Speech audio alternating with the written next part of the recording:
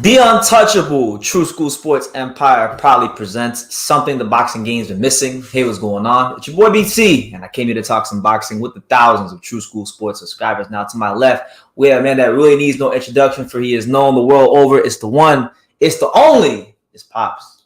Welcome to True School Sports, Evening of Boxing. Before we go to New York, shout out to BT. Yeah, so this live today, guys, this pod won't be a 2-hour live. This will probably be maybe an hour and a half, 90 minutes. So we ain't going to be here for a long time, but we damn sure going to be here for a good time. Now, like Pops just alluded to, we're going to be flying out to New York tomorrow to go to the Artur Beterbiev, Joe Smith Jr. fight. Anybody who's watching this live or on the playback will be in New York tomorrow. We're doing things all week while we're there, so we're going to have a lot of fun. Not tomorrow, but Thursday night will be at Madison Square Garden for the New York City Golden Gloves final. Right? Okay. And it's actually in the big arena. Wow. So I never actually, it'll be my first time going to the big arena. Wow. Friday we're going on Thursday. Thursday is the Golden Gloves, and then Saturday is the fight. So if you're gonna be at the Golden Gloves or the fight, let us know. And if you're just in New York in general, let us know. We'd love to meet some of the viewers of the channel. So that's what it is. But get some content. It's about damn time. I've waited for all these fights. Rolly and Tank, fucking Trevor Bryan and Dubois, Jimmy Kelly, Munguia, Berlanga. I waited for all these fights to be over so I could get excited about the real fight. That's right. The real one. That's right. The real one. That's right. Artur Beterbiev, Joe Smith Jr., 3 belts in the line, light heavyweight boxing. Woo. 2 of the biggest punches pound for pound in the sport. That's right. It don't really get much better than that. So I'm glad.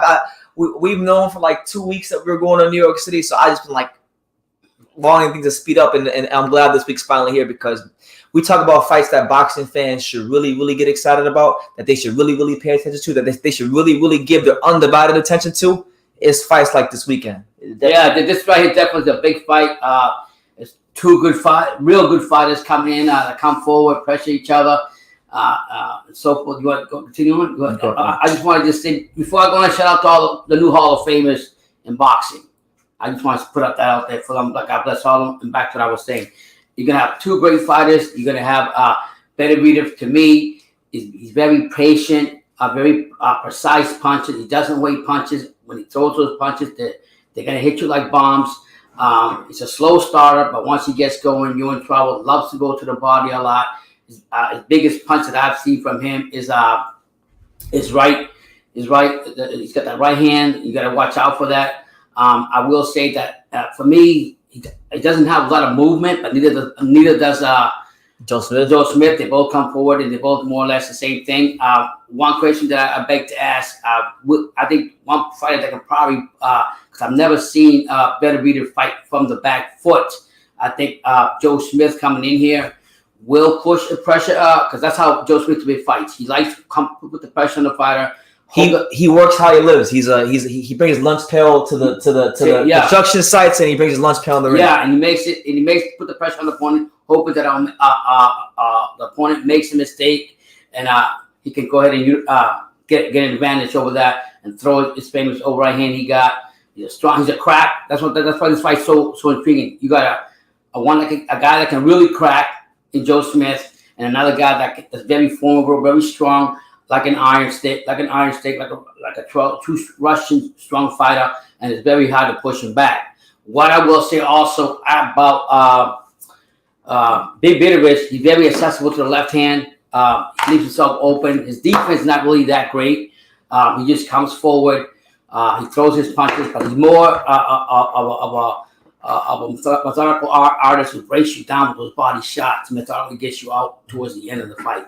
And if Joe Smith is smart and he throws that left, he's going to catch him a lot more than once because, like I said, Beterbiev has great defense and he allows himself to get. I was watching a fight with Vosket, and he caught him with a couple of lefts. I mean, actually rocked him a couple of times, and it showed me there that if you can just go ahead and have a game plan and go forward and know that that's there for you, it would happen. And what a better guy to do it than Joe Smith.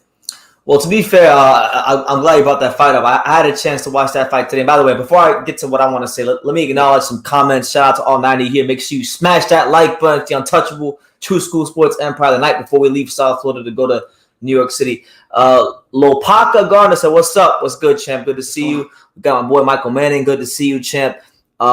It sounds like a line of bumps till you get to the main course. Honestly, Michael, that's what it's felt like, waiting for all these fights to pass by to get to this one. Thank God it's here. Thank God. Well, I do like on the card, Nevada's, what's his name? Nevada's is his name, I guess, Ruben, the Cuban guy. I have no clue. Ramirez? Yeah, Ramirez against Nevada. Abraham Nova?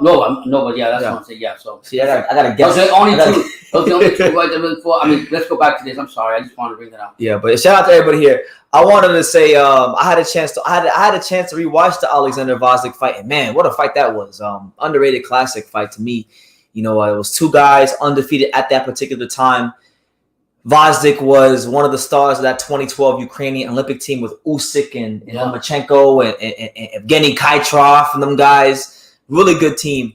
That fight, you know, Pops mentioned, he said all you got to do is like kind of just go in there with a consistent game plan with a jab and beat Beterbiev. And I don't quite see it that way because, first of all, Alexander Voslik has one of the best jabs of any light heavyweight in the last he did. 6, 7, 8 years. He shut on the fight. And I mean, he caught him. If Alexander Voslik would have thrown that left a lot more and thrown more left uppercuts, he would have caught Beterbiev. Maybe he was accessible to that. The reality of the matter is, look, if you're going to be Artur Beterbiev, boxing skills alone aren't enough. No. You're going to need to have some meat and potatoes. You're going to need to be able to grind it out because there will inevitably, when you fight this guy, come a point where he closes that gap and he starts to ask those questions of you of okay, I'm in this kitchen. Can you take this heat? Can you take this right hand to the stomach? Can you take the left hook to the head? Can you take the uppercut?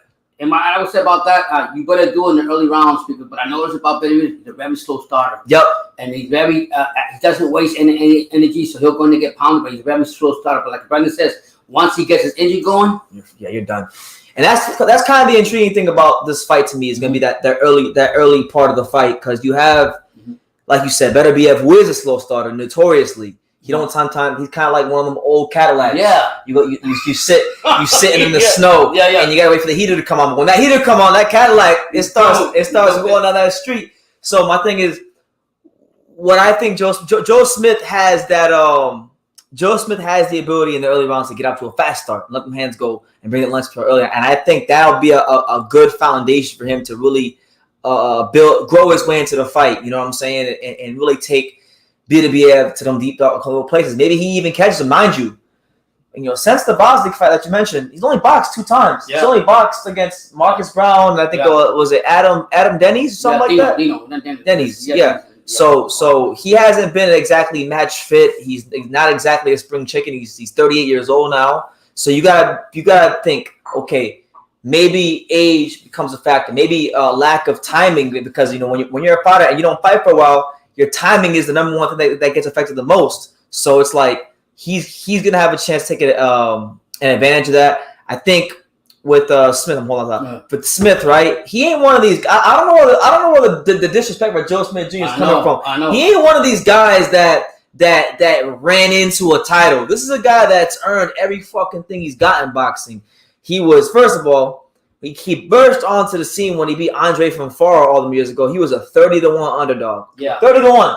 So think about Trevor Bryan, just for context. Trevor Bryan was only a 7-1 this weekend. Yeah. This guy was 30-1, knocked out from Farah. Yeah.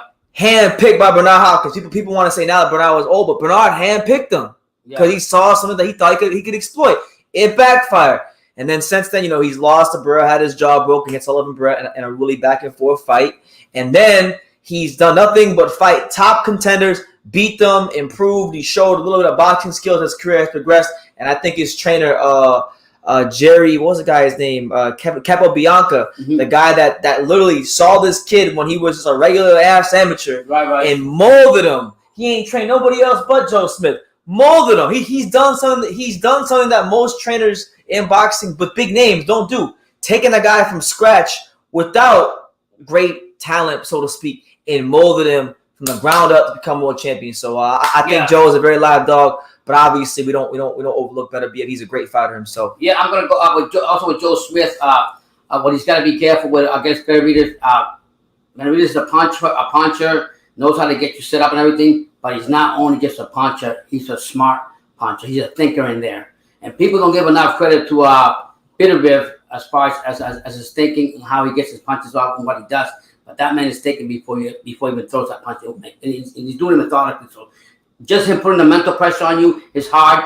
But and for Joe Smith, I love him. I like the Blue Cloud story. I like everything about him, and he can crack. So if he can crack him and rock him in the first round, second round, get Beterbiev's respect, because he's gonna hurt. He's gonna hurt Beterbiev. Let's not deny that. Joe Smith got some power. This ain't a boxer you got out there. This isn't Marcus Brown. Yeah, he's not a boxer who's out there in the park walking around licking the ice cream and that's it. This motherfucker throws some bombs with some heat in him, and if Beterbiev is got a long right hand don't too. get that defense, he's gonna be in a long night with him. Yeah, let's get into some comments. Shout out to my boy Raid OK. Raid OK. I did a video. It should be out next week about the light flyweight division. I gave you a shout out. I gave you your credit because you're the one that was talking about how the light flyweight division is underrated. So look out for that next week. But he says I got Beterbiev by knockout. He might get dropped, and I could see it being that kind of fight where Beterbiev has going to be taken to some deep dark places. Maybe he's been dropped before. He got dropped by Callum Johnson. He got dropped early in his career by what was the guy's name? I can't remember the guy's name early in his career, but he got dropped by a Canadian club fighter early in his career. It's been dropped a couple times.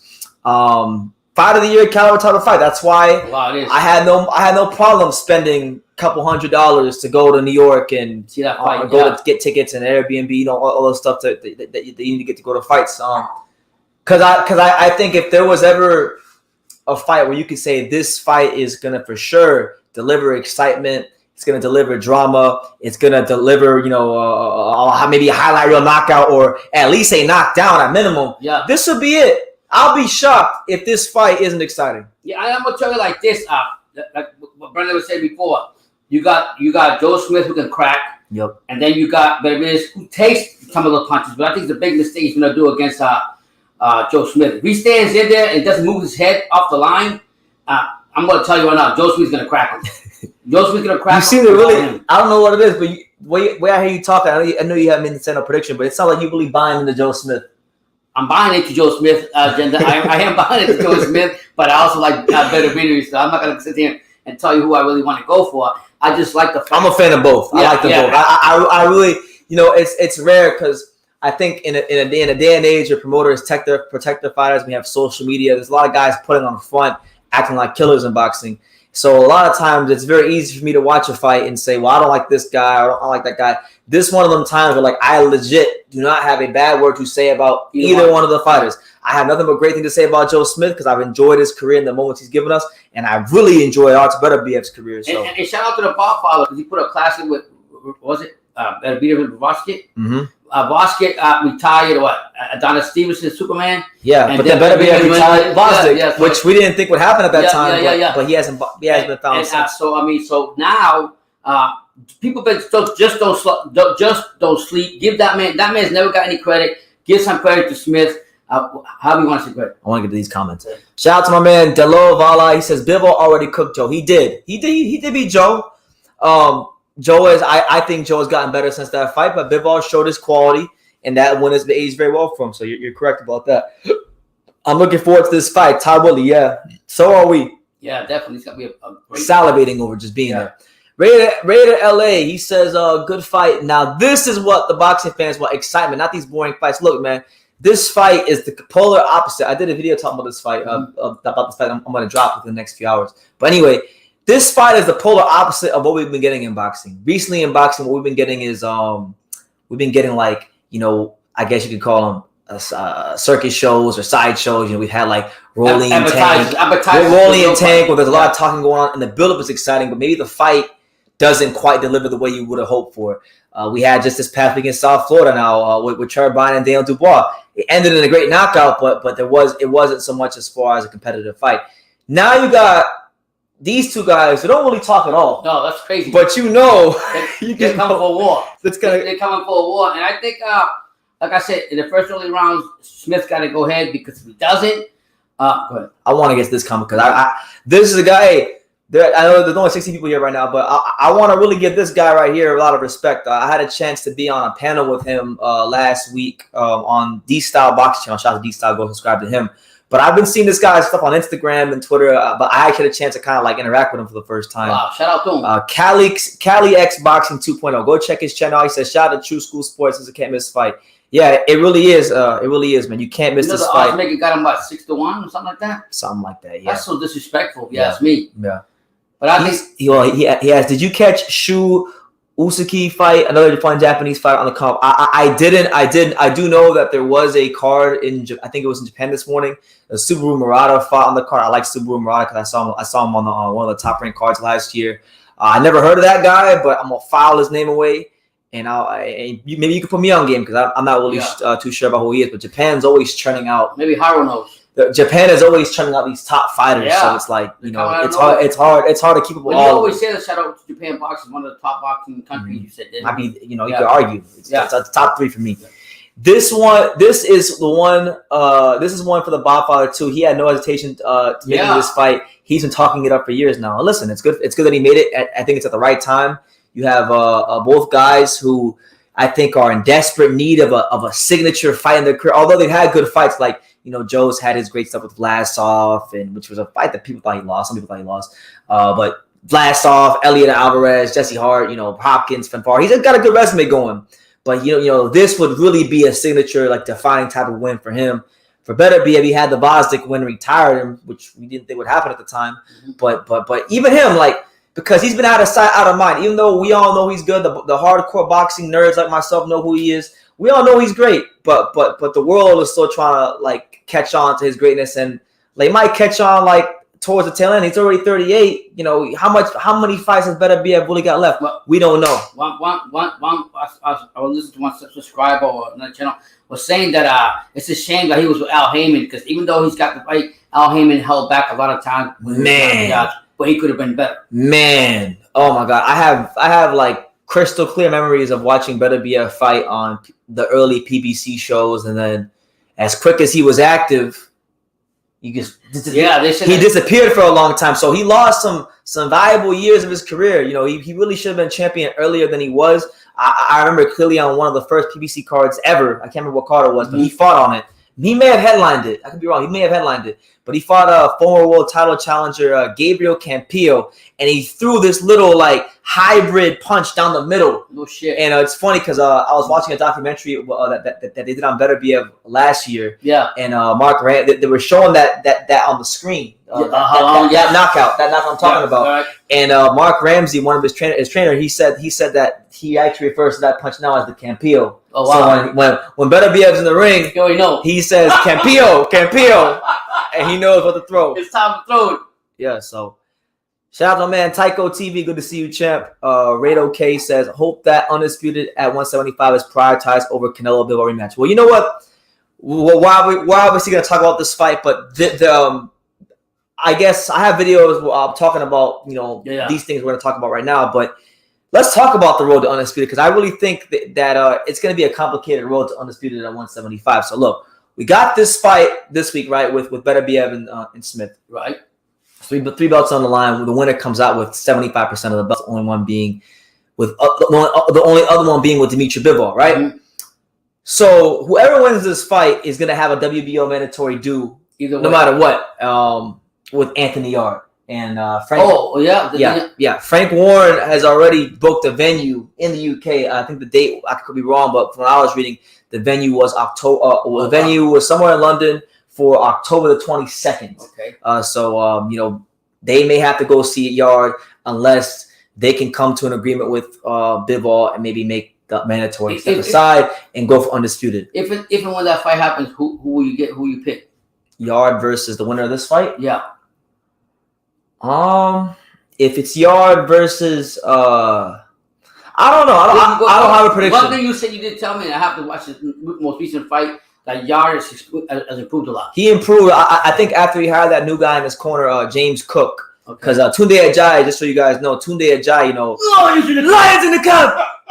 Lions in the camp. He's not the lead trainer no more. He's not the lead trainer no more. Yeah. They got a guy in James Cook who's a lot more experienced, and it showed a lot in the Lyndon Arthur rematch. He was a lot more patient, a lot more poised, and scored a devastating knockout. We saw some smart boxing from Yard. We saw the athleticism on display. We saw the punching power. We saw a lot of great things from him. So look, you have that right. I'm trying to paint the picture of what you guys what you guys could expect after this fight. You have that WBO mandatory due. Then you have the WBC, which just ordered Callum Smith to fight this French guy whose name I can't remember right now. Yeah. They're gonna fight in a WBC eliminator sometime this summer. So whoever wins that fight, which most people would expect, it's Callum Smith. Then you're gonna have a WBC mandatory due. Jesus. So then hold on. Let me finish. Then Bivol with the WBA, he's got mandatory too. Gilberto Ramirez as a mandatory. Supposedly, they're doing negotiations for the fight. Right. They're trying to negotiate a fight, and all while that's going on, Eddie Hearn is trying to petition with the WBO for Joshua Buatsi to leapfrog Zotto so that he could fight. That's disrespectful. So he could fight Bivol instead of having to fight a final eliminator with Zotto. You know, or letting Zotto fight be Buatsi. Why does Zotto fight Buatsi? Because Eddie Hearn won't make that fight. Fuck Eddie Hearn's then. He's not doing that right. Eddie Hearn won't make he that wants fight. to give a free ticket, a free bus to Buatsi. He's just trying to do what's best for his fighter. Because think about it, right? If Eddie Hearn has, if Eddie Hearn has Buatsi as a mandatory challenger, and he has Smith as a mandatory challenger, that's two of his fighters in position. Right. He's trying to do what he can to put the light heavyweight division in a vice grip. That's fine, but the way to do it is have his fighter fight it This is right boxing. away. This is the wild west. Try to go What's right? Go on a hot. I know what you say. Not get him on a free hot lunch and say, well, my fighter fought last week in the last month, and I think that he should leapfrog, disrespect Sudo, and then I'm just gonna go get him mandatory for him. Fuck Sudo. Fuck you, Eddie Hearn. That's how you feel? Yeah. Okay. Fix Electronics, the untouchable. That's right. Good to see you, champ. Undisputed ain't happening. And Melly's on point right here. Wow. Undisputed ain't happening. In my opinion, Hearn is pushing harder for Buatsi to fight Bivol because he doesn't want to risk Bivol fighting Zotto before that Canelo fight next year. Plus, Bob ain't trying to work with Eddie Hearn. Okay, that's good. In your opinion, which is the money fight out of all those fighters that happened? Which fighter sells more? Out of all the fight that I think would do better. Who gives a fuck? I just want to see good fights. But the best fight would be Zotto versus Bivol as far as money and excitement. I think both. It would actually tick both boxes. It'd be a better fight wise because they got a rivalry and they talk a lot. And it would be a better fight just as far as money's concerned because, you know, Zotto is Mexican. He's built up a good fan base fighting in Southern California. Bivol's coming off of the heels of beating Canelo. So now you got the guy that beat Canelo versus, you know, the biggest Mexican guy at light heavyweight. You know, what more do you want? So it's going to be on shambles for a while then, basically. You're saying what I'm saying is if you're expecting an undisputed champion right after this fight, it ain't happening. Hold your horses. That's what I'm telling you. Because there's a lot of bullshit and politics and minutia we gotta sort through before we even get the possibility. I always think realistic. My son told me stop doing that. This is boxing. You can't think rationally. This is why you can't be in the boxing business. I'll fucking I'm too serious. Yeah. I know what I'll do. They fucking cheat me and knock the fuck out of me. That's right. Robert Sanchez says, salute to BT and Pop. Shout out to you. Shout out to you, Robert. Hey, Robert.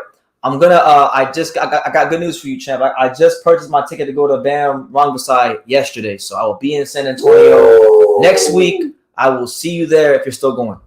And yeah, Frank. It's the same thing with Frank Warren. He's doing the same thing. Yeah. And take it easy on Eddie. Zotto ain't taking it. Trust me, he's a duck. Zotto could have cashed in on his WBO strap years ago. Yeah, but you talking about 68. He moved to 175 in 2019. His light heavyweight debut was against Tommy Karpensi in the early stages of 2019. So he hasn't had that belt for a long. He hasn't been champion for a while. He's just been trying to, you know, make his way up the light heavyweight rankings. Now he has. Now he's in that position where he is the mandatory. There is a fight to be made, and his record is looking really nice because what is that, 43-0 now? So that's what it is.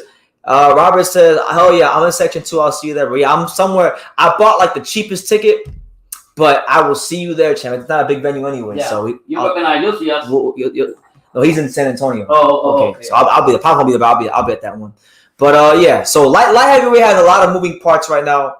if people are expecting an undisputed champion straight away, like overnight, I'm just. It's not to be negative. It's more so to like be real with you guys, so you guys don't get disappointed, so you guys don't get worked up, so you guys don't get swindled and bamboozled. Yeah, there will not be an undisputed light heavyweight champion next. And if you're a Beterbiev fan, right? Let's say if Beterbiev comes to this fight, let's say he beats the shit out of Bivol or out of Smith, right? He becomes 3-belt champion. Okay, then he has to fight Anthony Yarde. Okay, has to beat him. Let's say he beats him too, right? By the time Beterbiev gets a chance to fight for undisputed, he might be damn near 40 years old. He's 38 right now. So take that into account with Beterbiev. But getting back to Beterbiev versus Joe Smith, like I said, great fight. I wanted to kind of discuss more of the Beterbiev side of things because, I think his style gets very misunderstood. People think because of the knockout ratio that he's just this big power puncher only, but he's so much more than that.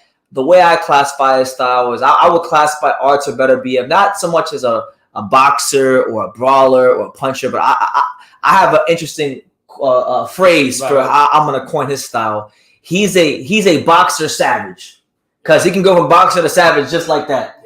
Yeah. This is a guy when he fought Vosdick, he's not afraid to go in there and use his elbows if need be. He's not afraid to go in there and pose his physical strength on you. He's not afraid to go in there and dig that right hand to your body or come up top of the left hook. If he needs to make it fight 30, he will. And we know Joe Smith the same way. So that's really the intriguing thing, right? Because the advantage Beterbiev has had in his entire career, I think, over everybody's ever fought, is that he's willing to go to places on the inside that most guys just are not willing to go. Like Alexander Vosdick is a more talented fighter than Joe Smith. There's no doubt about that.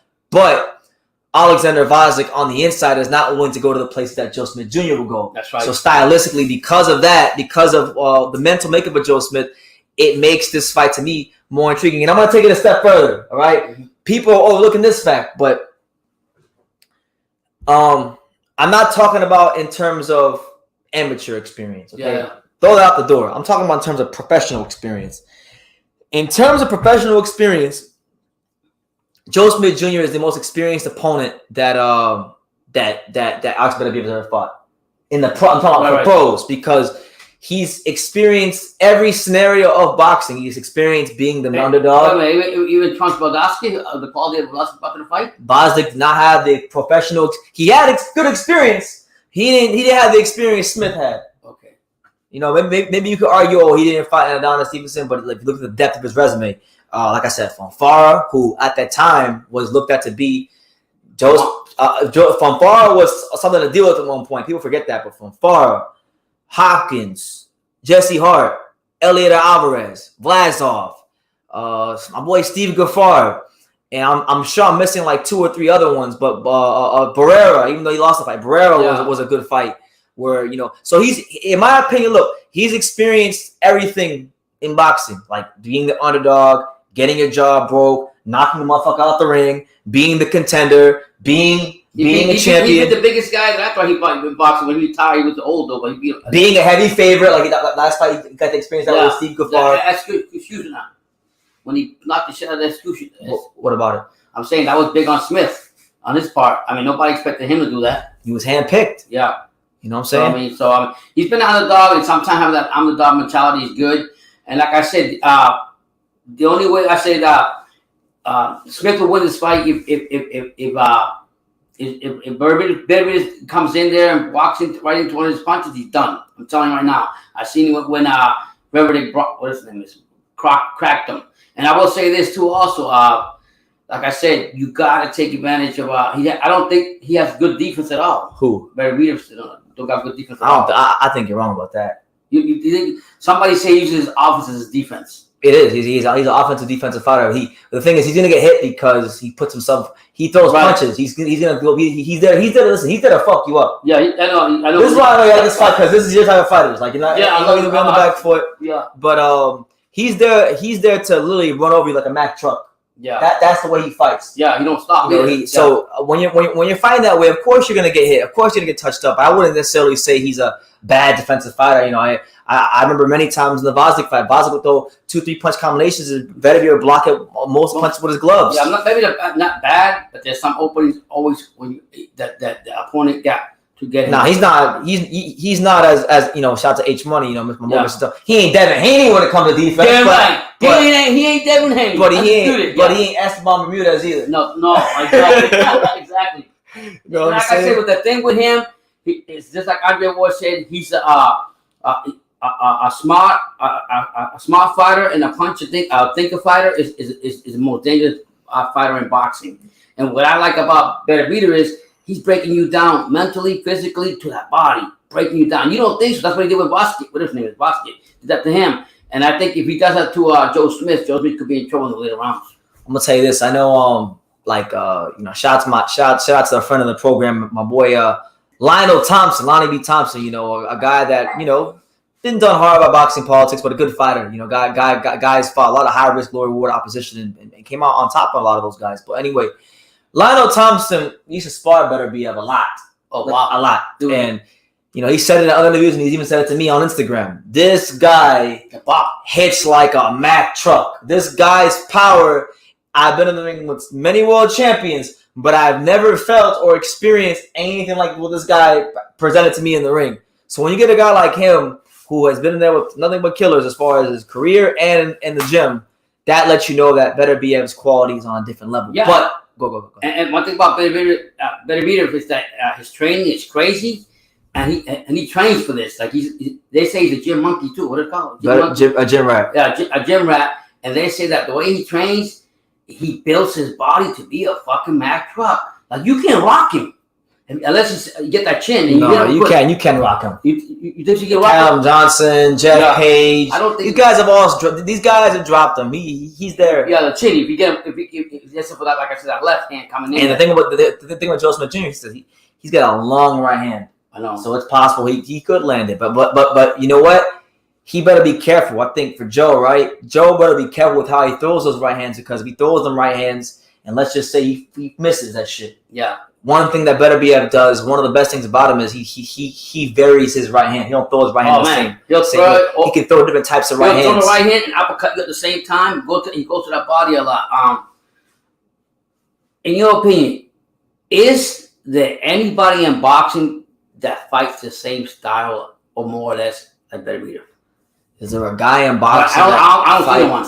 Even though he's been knocked out, I don't see nobody the way he fights. Yes? No? Hold that thought. I want to get this coming. Okay. Shout out to my boy Usam, that fanboy killer from Montreal. What's up, from Montreal, Quebec, Canada, the same city that Beterbiev trains at. And he's got a Beterbiev related comment here. He says, "Hey, I just went to the club for pound gym where Beterbiev is training, and he left a guy pissing blood. It was a bloodbath. Beterbiev is ready." And he said that this took place 2 weeks ago. And you know what? Wow. It's not surprising to me. Like I have a friend right here in South Florida who sparred Beterbiev, and that was Joe Smith's last opponent, Steve Gaffard, and he's talking. I did an interview with him and where he talked about that, and he said the same thing that Lionel Thompson said. The shit is just different. Yeah. So you don't know until you get in there. You don't know until you get in there. So we'll see. I like this fight a lot because it's two guys that I think have a lot to prove. It's two guys that really, in my opinion, when we talk about the landscape of like who are the best fighters in boxing today, these are two guys that should get talked about a lot more. And they don't, because they don't talk a lot, and in some cases they haven't been active. But now they need each other. They need each other. They're fighting each other. The winner is going to be looked at in a different light after this week, and it's just a real beautiful thing. And the extra beautiful thing about it is your boy BT and Pop's be there in the flesh. Do you see any weaknesses from Smith that Beterbiev can take advantage of? Weaknesses of Smith. I mean, I think I wouldn't call it a weakness, but I think it's just a strength. It's a strength that Beterbiev has. I think Beterbiev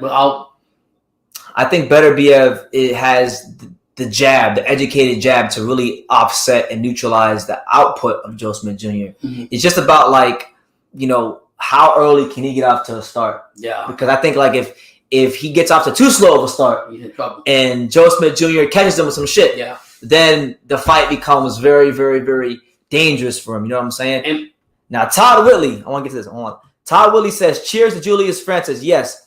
If you guys don't know what he's talking about, so Julius Francis, for those that don't know, he was an opponent of Mike Tyson's towards the end of his career, in 2000, I think. Mm-hmm. Former British champion, I believe, in heavyweight, a long time ago. But now Julius Francis is a security guard for Boxer, the promotional company. Mm-hmm. And there was a guy causing a big ruckus at one of the cards this weekend for Boxer. Mm-hmm. And he wanted to fight everybody and whatnot. So the guy, he was going this way towards the barricade. And he tries to exit, and then he comes across Julius Francis, and Julius Francis irons the fuck out of him with the right hand. Knockout of the year. Oh, was it a boxer? Knockout of the year. Boxer knocked out. They always don't play with the boxers. Yeah, you know what I'm saying. Melly says off top, but do you think it's a bad look for Boo Boo? He was willing to chase Munguia from hell and back when he was mandatory, but now Giant doesn't make sense when he's mandatory. Like, really, listen. Right now, I think if he can't secure one of them fights against Charlo, Benavidez, Plant, and or Munguia, that's the option he's got to go to. I'm not going to sit here and lay the hammer of judgment down on Andre just yet. I'm going to wait to see what he does. But if he can't get one of them big names, and he still refuses to fight Johnny Beck, then we have some issue with that. You guys think I went off on? I keep warning you guys. You guys think I went off on Canelo? Just wait. Yeah. Just wait. Beterbiev beat Usyk in the amateurs. Correct. He smoked that kid. One punch sleep. I never seen the highlights. I don't know if there's any videos on YouTube, but I do know he beat Usyk in the amateurs. I know who else? He beat Kovalev twice in the amateurs. Someone asked me earlier, who would I pick between Kovalev and Beterbiev in their primes? That's a hard ass fight to pick, because it would be easy for me to say Kovalev because our last memories of him are him like not winning his fights. But I don't know. I think that fight would be great. I think that fight play out a lot like the Bostic fight. Except it goes maybe a little bit later, but I think Beterbiev would get him out of there. Easy. No, not easy. Yeah. Because he didn't get Bostic out of there until like the 9th or 10th round. I'm telling you, McDonald breaks you down and goes to that body. People don't realize that, and that's the thing that he has. He's got that. I'm gonna go with Andre say. He's a thinker in there. He's not just throwing any punches, just throwing. Yeah. Beterbiev is beating Joe Smith. He ain't no random opponent like Smith's last fight. Inoue ain't pound for pound. He's only good, but only woman that's been there all this time. Man, this is definitely Hyro, because Hyro was on the shit yesterday. So Hyro last night, this guy, me and him were talking, me and him, Shakur, shout out to these guys. We're talking about boxing, whatever, and Hyro never want to get Chad Carr credit for anything, but now, the minute he finds out that Inoue is the Ring Magazine pound one over Usyk, now he wants to see the greatness of Crawford. Now he wants to start spewing all the Terrence Crawford talking points. You know what I'm saying? So, it is what it is. That Blood, Sweat, and Tears said that they need to tell him to take it easy because they got tired of him sending guys home. Yeah, I've heard the same thing. That's why I found it impressive, right? I found it pretty impressive when I was interviewing Steve Gaffard, and he said he was like the only guys that survived camp of Beterbiev. So that goes to show you. Wow. That goes to show you. Nathan keeps spewing all this nonsense out of the side of his mouth. True School is on the Matchroom payroll. True School is being sued by Don King Promotions. What else did he say? Brendan Taylor is the boxing troll of 2022. You think so, champ? Well, hopefully I'm the best one. Hopefully I'm number one. Yeah, God bless. God bless. Anthony says hi. Usyk versus Vladimir Klitschko. Who wins? I have Alex winning by split decision. Did you hear that Southpaw773 dissed the channel on his video? He dissed me. Well, if he dissed me, look, I don't know. That's on him. Like, cool. If he's going to diss me, cool. I got nothing bad to say about him. I've enjoyed his content in the past. I think if he did diss me, it's because somebody wound up. I didn't block him. Now, look, I want to make this clear. So if anybody watches Southpaw, you can go relay this message to him, or I'll go relay it to him myself at some point. But, like, he was on here one day in the chat, okay, and he was talking about something. I don't know what, but someone wound up blocking him. I didn't find out till like a week or so later, and then I went to go message him on Instagram. And then when I went to go message him on Instagram, he had already blocked me. And I'm a busy ass guy with a fucking busy ass life. I barely have time to talk to people that I like talking to. Okay, let alone people on YouTube. So it's like I'm not gonna go chase him. He blocked me before I could tell what the situation was. God bless him. Continue to continue to do his thing. We're not with that. But I'm not with all that. I don't do my talking on the internet. Todd Willie says, Julius Francis set a trap for the thug he knocked out. He used his footwork to cut the guy's movement off and let him walk right in. He did. You got to see. Have you seen it? What's that? The Julius Francis knockout. No. I got to show Pops because he. So I'm going to show Pops the Julius Francis knockout. One thing I know when you come with boxers out in any boxer, they're freaking dangerous. They're dangerous people. When you out in Las Vegas, where you Houston. The one time. Boy knocked the fuck out somebody. He was real quiet. let me see. I want Pop to see this. I'm not gonna screen share because that would take too much time. But I want Pop to just see the video. So look, Pops, this is the video of Julius Francis right here. Hold on. So watch this guy right here in the blue do rag. Yeah. He about to cock him. See his hands? See his hands? No, Julius Francis is over there. Oh, You'll see. Oh shit! So the dude in the blue do rag pushes the dude, and he wants to smoke with everybody, right? Yeah. But what was the argument about? I don't know what it was about. Just watch. Watch when he walks this way. Watch. He turns around. Watch. Watch right here. Here it comes. Watch. Oh! Look at that. He gets watched. Julius Francis with the knockout of the year. Slumped. That's security? That's it. They shut him up real quick, didn't they? Real quick. Straight like that. Put him out cold. The boxers, man. I don't know about them, Brendan. You can't. Don't go out there and fuck with them guys, man. Turn around, walked into him. Boom. Yeah, that's the high road champ, man. Yeah, absolutely. Listen, I got nothing bad to say. I mean, look, there's always things I could go back with Southpaw, and there's plenty of things I have in my hold on. There's plenty of things I have in my arsenal that I could say negative towards him, but we're not gonna do that because listen, a wise man once told me a long time ago, and I take this advice to heart: mind the business that pays you. So if you got anger, that's on him. That's his cost to bear, not mine. We don't need no messages coming here telling us all that. We don't care. Bless you for telling us, but we'll pray for him. That's it. Well, good for him. God bless him. I'm glad he's out there spreading the word about the channel. Tell him I said I appreciate it. Yeah, man. Pops and BT, who do you guys got? Vladimir Klitschko versus Usyk. I have Alex winning by split decision or unanimous. I would favor Usyk in that fight if he can stay away from the jab and grab of Vladimir. But you gotta specify because look, Vladimir was two different fighters. We talking about young Vladimir who was getting knocked out by Ross Purity. Obviously, you're gonna say that it's the older one. It's the one that was in his prime. So I'll still pick Usyk because I think he would stay away from the jab and grab style. But who knows? And then they're never gonna fight.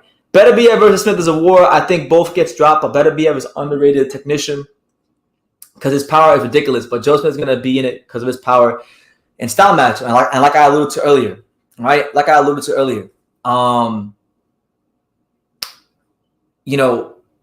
Smith isn't the most talented fighter. Beterbiev has fought, but as far as mentality, he's willing to go to places that maybe some of the other guys that were more talented than weren't willing to go to, and that's why you give Smith a chance. That's why you don't just write him off and say that he's not gonna win the fight. Yeah, actually, good point you brought up. I was reading about that also. He says he might not be the best in everything, but one thing he does, he finds a way to win. Yep. He finds a way to get it done. It might not be the best skill or whatever you want to call it, but he finds a way to get it done. You can't take that away from him. That's why he still got built. Yeah, my man Rico Ransom says, why are people sleeping on Artur Beterbiev's boxing ability? I'm going to say this, man. Sometimes a fighter's reputation could be shaped, and they can almost be the victim of their own success as far as public perception goes. Like, this man is 17-0 with 17 knockouts. So, of course, people are – when you say Artur Beterbiev, the first thing that comes to people's mind isn't, boxing and jabbing and all that stuff. They're going to think about blood, broken bones, and just destruction because those are the things that make up the reputation of who Artur Beterbiev is. Okay, but let's have a quick look. I know he beat Bosdick, and he had a ridiculous amateur career. A ridiculously great amateur career. And when you combine what he did in the amateurs with what he's done in the pros, it makes his overall boxing career just look nothing short of spectacular. But look at the guys he's beaten in the amateurs. A lot of guys that we know of. He beat Michael Hunter. He's beating guys like let me see who else. He beat I know he obviously beat Kovalev. We know that. Where is it? He beat Kovalev, Michael Hunter. He beat Igor McCalkin, another guy. Dorticos beat him. Ismail Salah, the BCO Mchunu, Tavela Pulev, McCalkin again. Yeah, so he beat guys that actually went on to compete in higher weight classes in the pros and win titles in higher weight classes in the pros. So you don't beat guys like that. Obviously, amateur boxing is different, and fighters develop in different ways when they go to the pros. But I'm saying, like, you don't beat them guys not knowing how to box and not having technical ability with you. Yeah, I think also he's not really a talker. He's not a show off. He's not one of those guys that have to have the limelight and everything. And that's people don't know about him. But once you see him in the ring and see what he does, I mean, look what he did to Brown. He fought that Brown with all the body shots. Look what he did with Wusi. He had to wait too long, but he got it done. Look what he did to that German guy, Denis. Denis, I don't know if he ranked or whatever. He came there for the first shot on. He dominated that fight. He does his thing, and he lets his boxing do his talking. That's why people don't know much about him. I was watching the documentary about the one they did last year about him, and they were talking about when he won the vacant title when he fought Enrico Colling, and they were talking about the camp leading up to the fight, how it was like the regular Beterbiev camp. He's beating the shit out of everybody, sending these sparring partners home, blood everywhere, just a bloodbath everywhere, right? And he gets to like the 12th round, right? He gets to like the 11th round, and his trainers are frustrated him because they're like, where is the guy from the gym? Why isn't he here? And then in the 11th round, he just pours on and knocks out Enrico Colling. So then when the fight is over, Artur they asked the trainer, he said, what took you so long? And he said, I wanted to see if I can go 12 rounds. Oh, shit. Well, I mean, he was saying that a couple, I think of the fight with Danish that he wanted more rounds in that fight. So, but the problem is, like you say, if he's hurting a lot of sparring partners in the gym, he's not gonna get a lot of rounds either way. No, because nobody. It's just like a Mike Tyson thing. You're not gonna get in there and fight. He's gonna hurt you. Yeah, he's all serious business. I hope they're paying these sparring partners good too, because that's like a lot. Yeah, to deal with. You know, when you're trying to just give a guy some work and improve your career, and you got a guy knocking the shit out, beating the shit out of you every day in sparring. But anyway, one thing I like about Beterbiev, right? And I want to speak more so to like his mental state and his approach to boxing. You know, in this documentary, the recent Blood, Sweat, and Tears, the first one. You know, they were talking to his assistant trainer, John the Iceman Scully. Shout out to John the Iceman Scully. They were talking to him, and he was like, whenever he comes into the gym, he always says, my goal is to become a good boxer. At all times. Every day. My goal is to become a good boxer. Now, this is a guy with 17 knockouts, 17 fights, 17 knockouts, 17 wins, unified champion, got the world at his fingertips, you know, just all the things going right in the world, and he still says his goal is to become a good boxer. So that tells you a lot about him. To pinpoint to that, when he beat Basket, and they had him speaking English and everything, that's what he said. I'm gonna work harder. He said, I'm gonna work harder and harder to become a good boxer. That was the whole comment he said. Yeah. He said, what message you want to give to the public? I just want you to know I got 2 belts now. I'm working harder and harder. How much harder you gotta work? But it's paying off. What's the word on your favorite fighter, Andre? Now, let me tell you something. He's one of my. I want to make this clear because people keep saying Demetrius Andre is my favorite fighter. He's one of my favorite fighters, but he's not my favorite. I make it very clear. I got a fucking headband hanging up on my wall so you guys know my favorite fighter is. My favorite fighter is Roman Cholatito Gonzalez. Don't ever get it twisted. Don't ever get it misunderstood, and definitely don't get it misconstrued. Breaking out the vocabulary words. Anyway, listen, as far as Andre is concerned, listen, I haven't heard anything. I don't think him, his dad, or anybody in the team knows what the hell is going on next. So when I find out, I'll have something to say. But right now, I ain't got nothing to say. Gotta get a live with Paul. Hopefully, I interview with Paul. We'll see what happens soon. Yeah. But that's what you gotta do. Call him. Now, S. Drizza says both these guys destroyed Canelo. We're not talking about that guy. That guy has already been exposed by Bivol, as many of you guys know. And if they ever fought, forget it. He get beat down either way. Simple as that. Yeah, I mean, we're not talking about that guy because he already got exposed by Bivol, as his channel used to be called. He's gonna go fight. He's gonna go do a little cash grab. He's gonna go fight an old guy in a weight class he's never fought. What's happening with Ryder? I like Ryder. Is he not getting no fight? Who's his promoter? Fish Eyes? No, Eddie Hearn. Who? Eddie Hearn. No wonder he gets shit. I want to see him fight this guy. Hey, but I don't know if you guys can tell. I wore this shirt special today. Now, I bought this shirt last year at the Berlanga fight, but I'm wearing my Edgar Berlanga shirt right now. Yeah, you know, because I like Edgar. I wish him the best with his career, but I call a spade, man. The guy has a hype job at this moment in time, and he needs to improve a lot. I made a video earlier today, and I was saying the reason I'm bringing up Edgar is because I made a video and I mentioned John Ryder. I said if he's complaining about Angulo getting physical, because he's on Twitter today.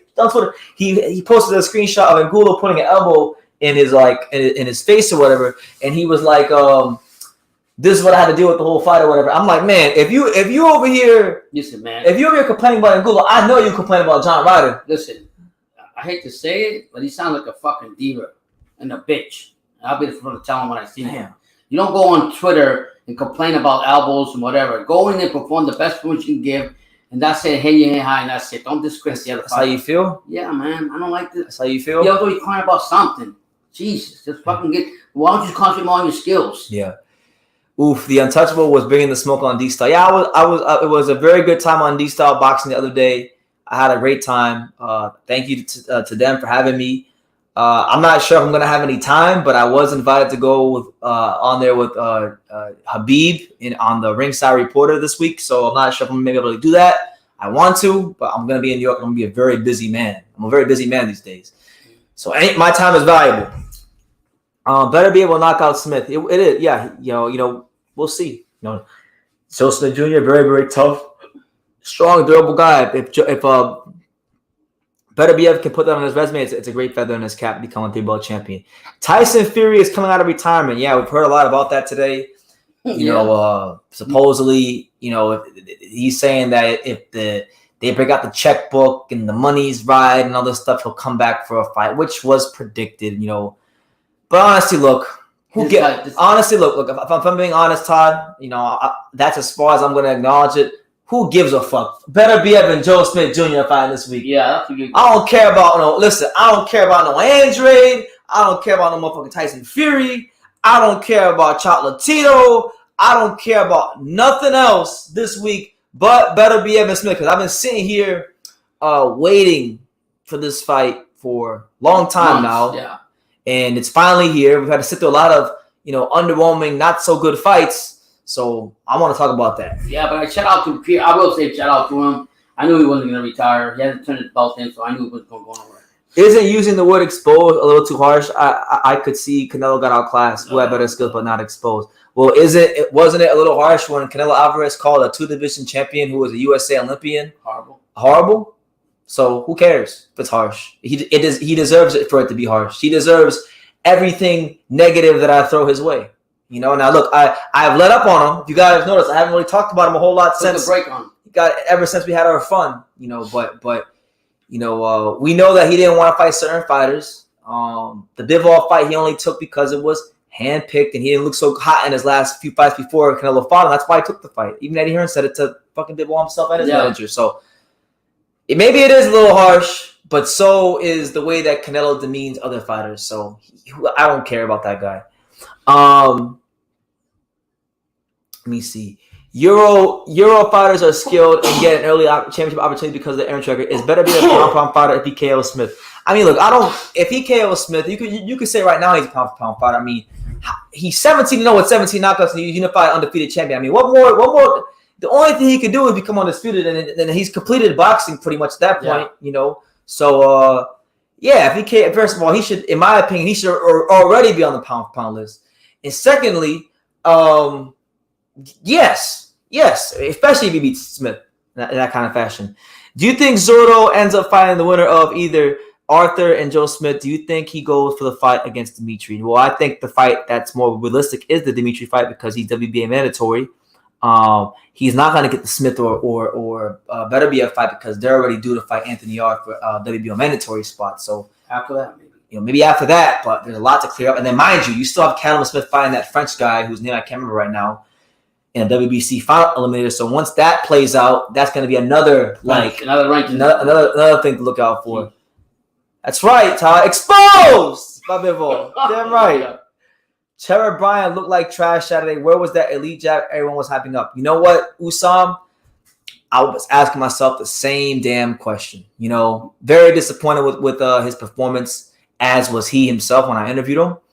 You know, look, sometimes, and this goes to show you, activity matters. This is a guy that doesn't really fight a whole lot, and you can't go from barely ever fighting and pretty much being in the doldrums of heavyweight boxing for all these years, and then you just get pushed out there after years and years of being demoralized emotionally and physically and not getting fights and not really making no real money in boxing and just throw him out there against Daniel Dubois. So listen, he had his chance. He didn't perform.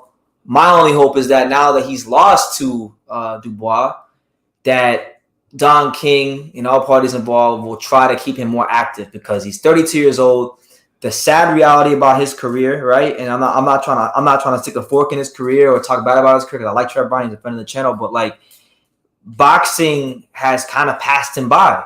Like when I first met Trevor Bryan, it was 2015. He just fought Derek Rossi, got a good one on Showbox, was really in shape, looked like he was gonna have a solid career as a heavyweight.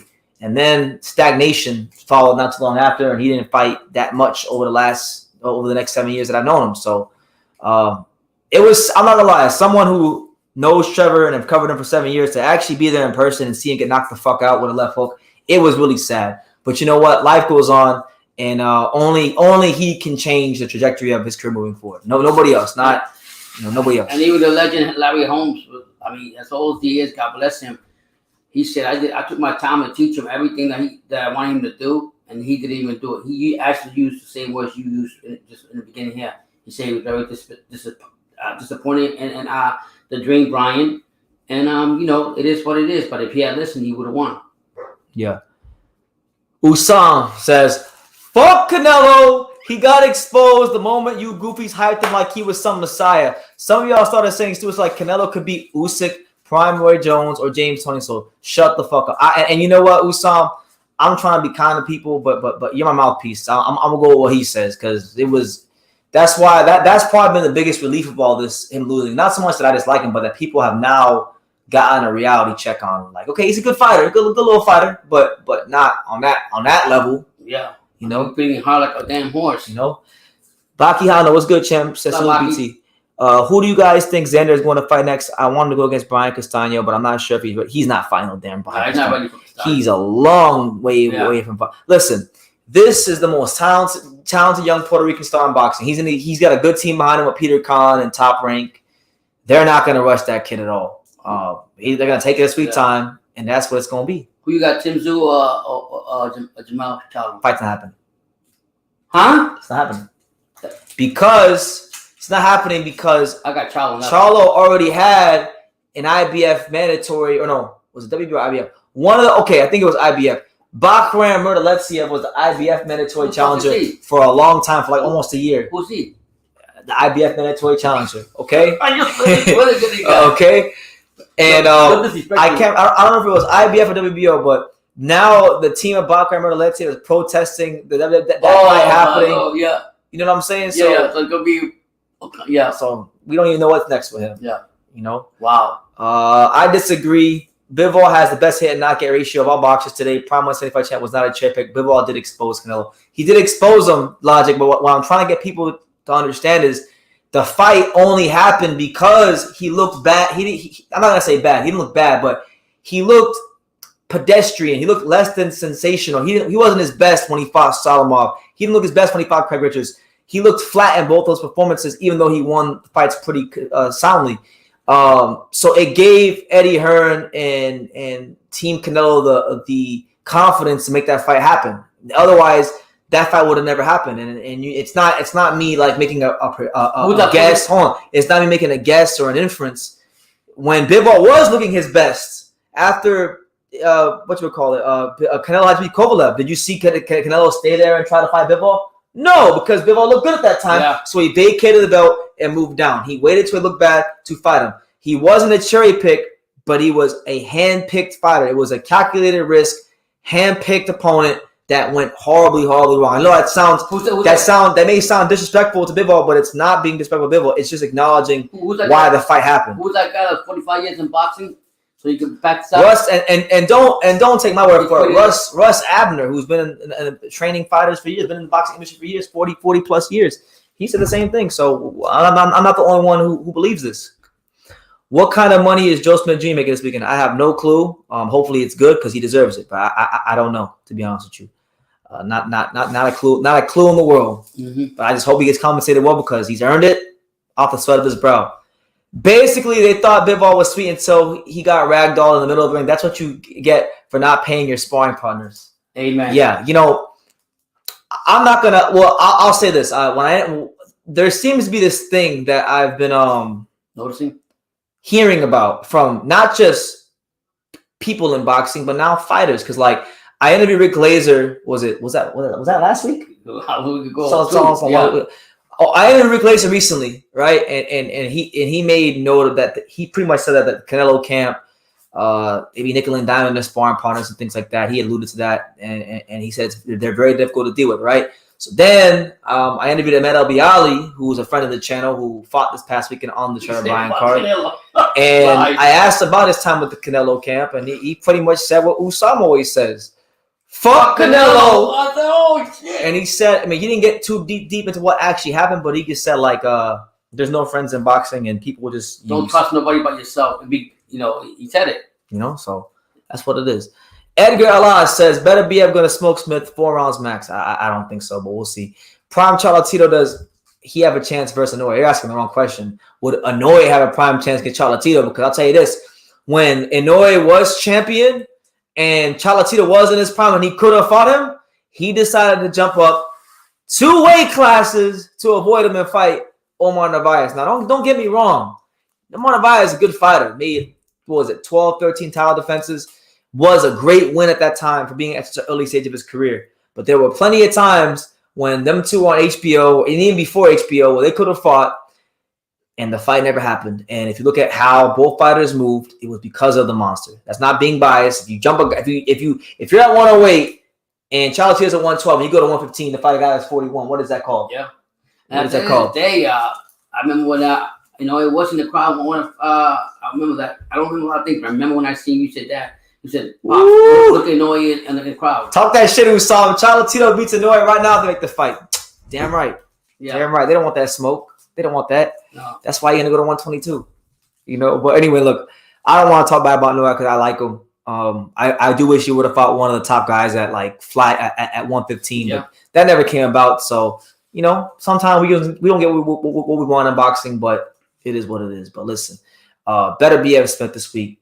It's gonna be a momentous occasion. I'm telling you right now, y'all haven't seen Pops today, but like he's been acting like a lunatic today around the house because he's so excited to go to New York.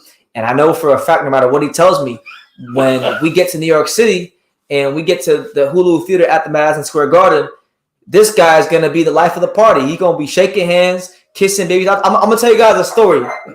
The last time I took Pops like a big time fight, which was last year, I took him to Edgar Berlanga versus Desmond Nicholson. The whole crowd. This man had people buy.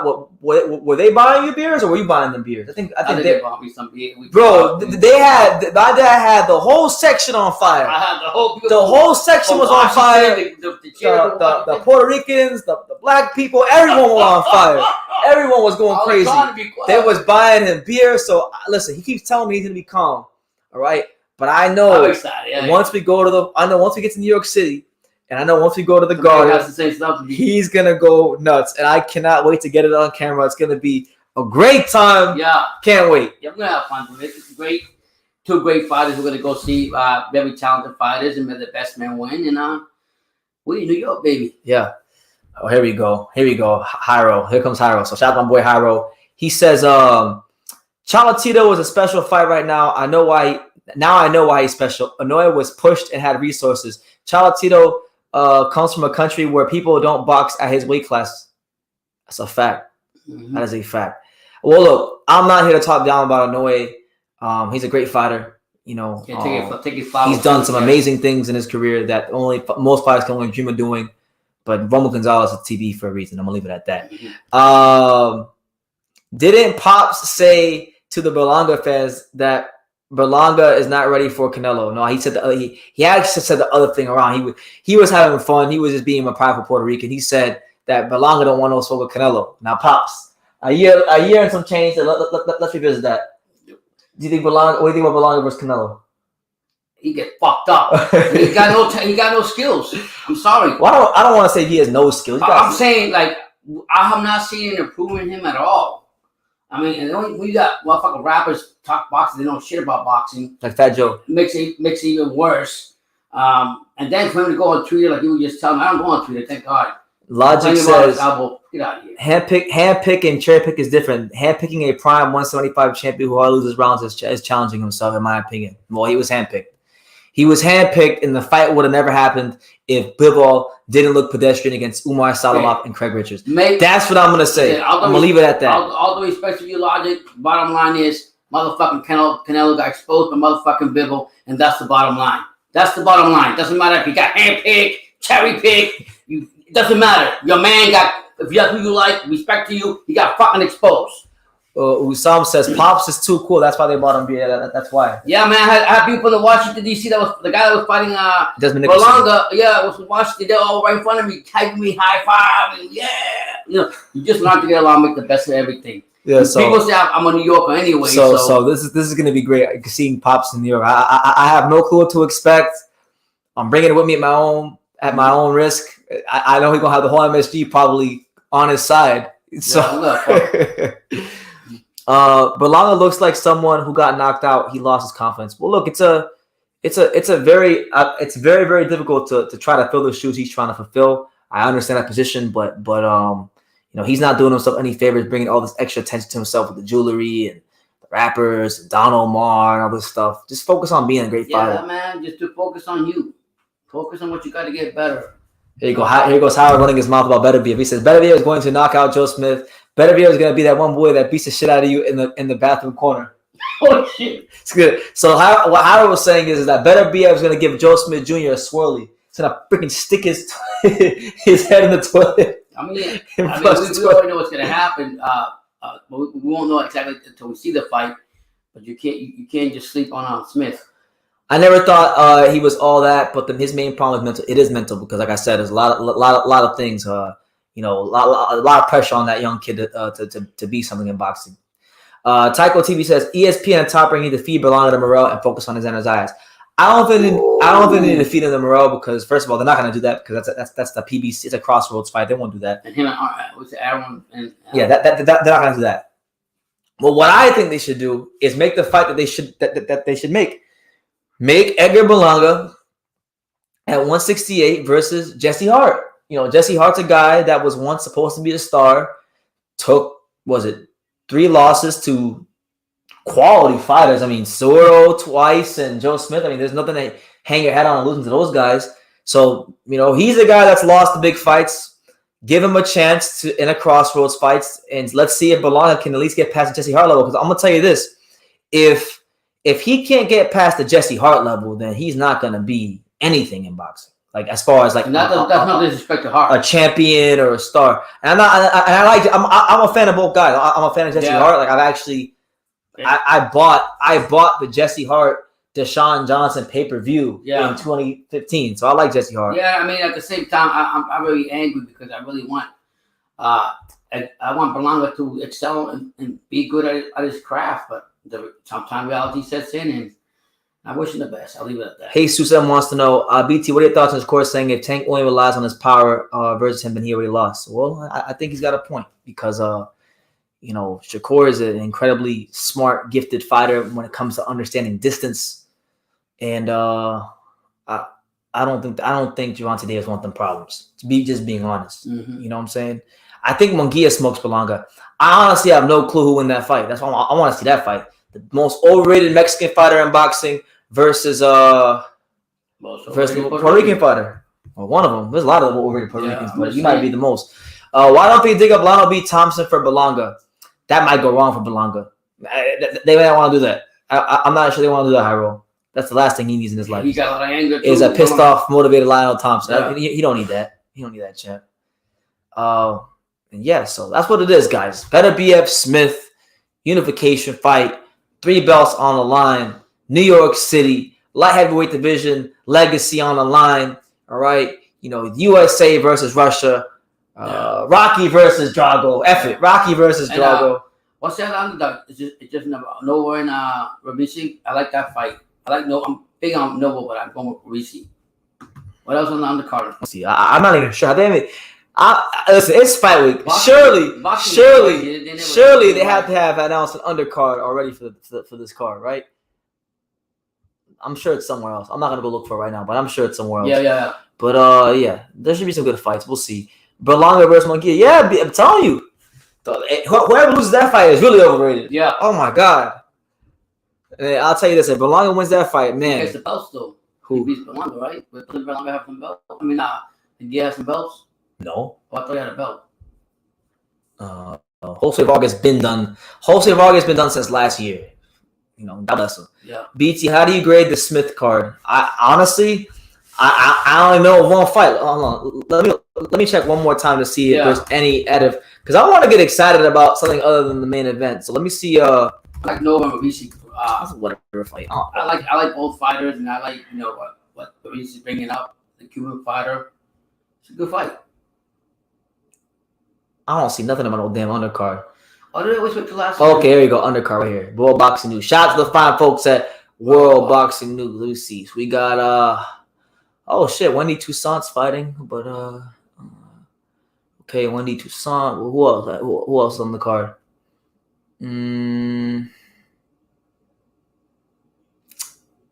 Keen, man. Don't really seem like there's much of an undercard, if I'm being honest with you. Serious? Because even on the website, like, yeah, you got Wendy Toussaint, who I remember fought a couple times on the bubble cards. He's a Haitian dude from Long Island. Did you go? He's a firefighter and all this stuff. On the top rank? On top rank, yeah. I'm gonna go to the top rank channel. They haven't said anything. Jeez. They only talking about Joe Smith and Beterbiev. Okay. So I don't even know what's an undercard, but listen, we're gonna go see Smith and Beterbiev. Amen. We'll see who we see on undercard. Hopefully it's a good undercard. And listen, guys, I guess on that note, look, because we started this live kind of late today. I have to go pack. Listen, I have to go pack, and we have to be up early in the morning. So this ain't gonna be no long live today. We'll get to Hyro's last comment. He says, "Pops, watch out for that pizza, man. You got a heart to protect." You know, you're right about that. You're right. I'm gonna have it with a salad or something. Yeah. Thank you. Yeah. So yeah, we'll be going to the pizza place tomorrow. The agenda for tomorrow was we're getting there in the afternoon, pizza place, and then we're going to the Yankees game tomorrow. So Yankees. Yeah, fuck Yankees. Like Uncle Patrick says. But anyway, on that note, guys, you guys take care. Continue to support the channel. You know, we're growing. You know, a lot of people are starting to recognize this handsome young face. Beterbiev Smith this weekend. I'll be there for that with Pops. The following weekend in San Antonio, I will be there for Bam Rodriguez versus Siswicket Sorungbasai. So on the road, getting things done, getting that world-class boxing content. Hopefully, I'm doing right with the sport of boxing, and you guys are enjoying it. And hopefully, you continue to enjoy it. And tell a friend to tell a friend, because we trying to grow the untouchable True School Sports empire. Now, Jesus M says that apparently Bruce Carrington's on the card, so that will be delightful because Bruce Carrington's a magnificent, brilliant, just an awesome young fighter, and would love to see him fight in person. I had a chance to actually meet Bruce and his father at the Top Rank gym when I was in Vegas last time. Very nice people and very, very easy people to root for once you meet them. So yeah, best bet. If he is on the card, looking forward to seeing the young man doing his thing and building his way towards what looks to be a world championship type of career. You know, but on that note, guys, you take care. We're gonna get up on out of here, and you know, God bless. You know, stay tuned for all Beterbiev Smith content that comes out during the week. And you never know who we might interview on the channel. So always definitely be on the lookout for any interviews that may drop. But you guys take care. And like I say in every single one of these videos, you can love me or you can hate me. But I'm just a kid from Daniel. So until next time, take your eyes.